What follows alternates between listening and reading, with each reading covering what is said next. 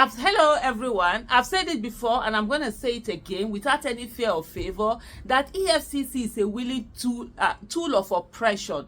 It is just a willing tool that is used by those who are popular, who have power, who are in connection, who are in office or whatever, to use it to oppress people. And then, just the only people that they have their wings on are people who don't have anybody, who don't have power, who don't have connection. And then the other one is for them to settle political differences and all of that. That's what EFCC is all about. You will see this one that they talk about, Naira, spraying of Naira and everything. The child of a rich person, a popular person, will do the same thing. They will not arrest that person. Then it is an ordinary citizen. They will go after that person and go and be giving that person fine, or what do you call it now, sentence the person to prison and all of that. But when the one of rich person is done, they don't do it. Some cases, corruption cases, they keep them aside. They don't go back to them. They don't do anything about them. They leave them by the side and go on. Akpabio has a corruption case. The last time Akpabio called to say that he has some disease, whatever disease he said he had to now go to abroad for medical arts, whatever. That was in 2023 before he became Senate president. As soon as he became Senate president, nobody has gone to that corruption case. Nobody has visited it. Nobody has checked it. Nobody has said anything from EFCC. But if it's another person now, ordinary person, they are there putting their faces around, showing their mug shots and all of that. I'm yet to see Akpabio's mug shot. Akpabio has how many billions, hundreds of billions of Naira corruption charges against him. He's there frolicking as the Senate president, and then nothing is being done by EFCC. Now you come at this particular one that I'm seeing right here is the one of, is it Aisha Achimugu? Some lady that was arrested by EFCC, and they said that she had there were some money laundering issues that are going on. And you even saw there was a particular part where she had some squabbles in the air. Was it in the courtroom? They were having some squabble. I really didn't follow those stories because I know at the end of the day it is the same willing tool of oppression. As in, yes, I'm not saying that there's no case. There probably very much a case, but because there was a fallout between Sanwo-Olu and then Sanwo-Olu and Tinubu, and then this lady had some connection with Sanwo-Olu, so it was easy to now make it okay. Let's begin to pick them. It's just like for now you have the issue of Emefiele. Emefiele is the one that is being pro, but there are so many other people who had done so much more and even worse than Emefiele. Nobody is talking about them because they are in the good books. So tomorrow, if they are not in the good books, then whoever it is will not get them EFCC to go and pick up this. That's nonsense. You can't have selective justice. Selective justice is injustice. There's something called rule of law. Rule of law must apply to everybody. Nobody must be above the law. Whether you're the president, you're the president's child, you're a governor, you're a governor's child, or whatever. Everybody must. The rule of law must be applied to everybody equally. That's how society works. But what we have today is people just doing whatever it is that they are doing.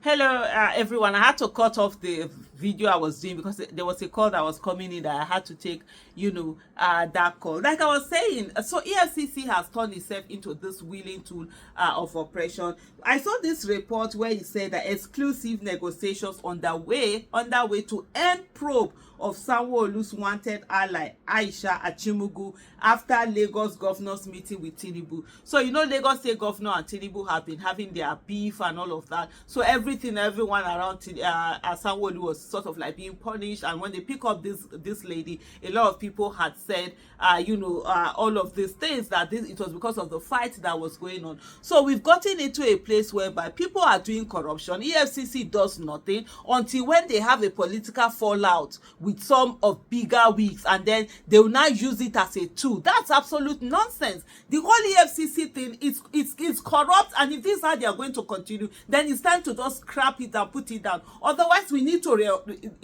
what am I even saying? For you to reorganize it, you need a leader who is incorruptible and want the right thing to be done. Otherwise, if it's the same kind of leaders, they will want EFCC as a tool that they can be able to use. As EFCC should be an institution that even if he's the president, they can probe the president. The president does not have immunity for against probing. The only thing they have immunity against is prosecution. And as soon as they drop from office, then they will go after them and prosecute them. But what we have now and all this nonsense they are doing absolutely is sick. It's sickening. And so Sahara reporters say Achimugu was earlier declared wanted by the EFCC over allegation of money laundering and investment fraud. Negotiations are underway to stop the investigation involving Aisha Achimugu, a businesswoman, socialite, a close associate of Lagos State Governor Babajide Sanwo-Olu.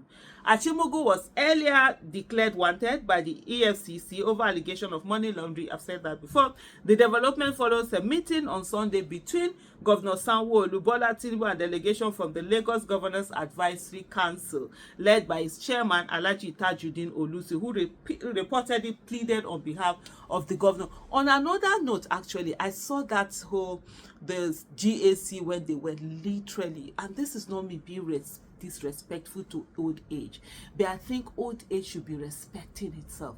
Some of them you could see they were old, they were our grandparents shuffling, could hardly not walk. But these are the main people who are the advisory committee to let me even say a state that has huge population. How about some of these people? I'm sure they've been in this thing since 1960. Some of them maybe before Nigeria's independence, and yet they don't want to.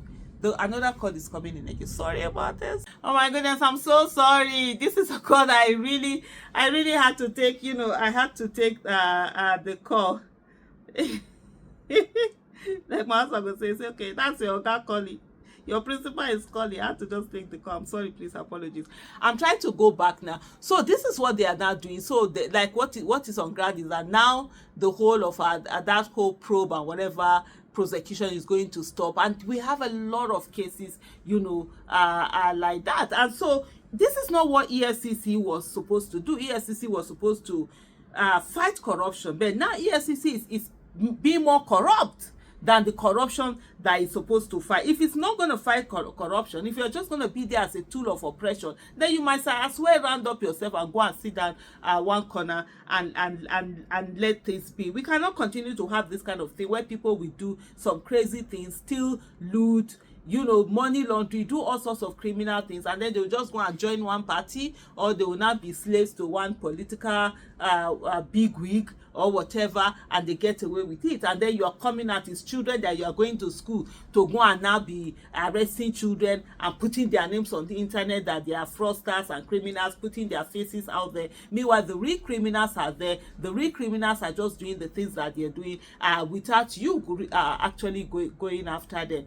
These are things, honestly, that we really need to sit down as a country and begin to, you know, take on these issues, make sure that we do the needful about them. The National Assembly isn't doing the work that it's supposed to do. They are supposed to do these things. And just so the premium test revealed that while the Mandela's building was burning in Lagos on January 21, and many residents struggled with poverty and insecurity, Sanwo-Olu enjoying himself at a party on Kalivni Island on 80-acre private estate that cost about $132,000 per night. The newspaper also noted that during the governor's extended absence, many government officials were unaware of his exact location. Some believe he was attending official business in London, while others simply said he traveled.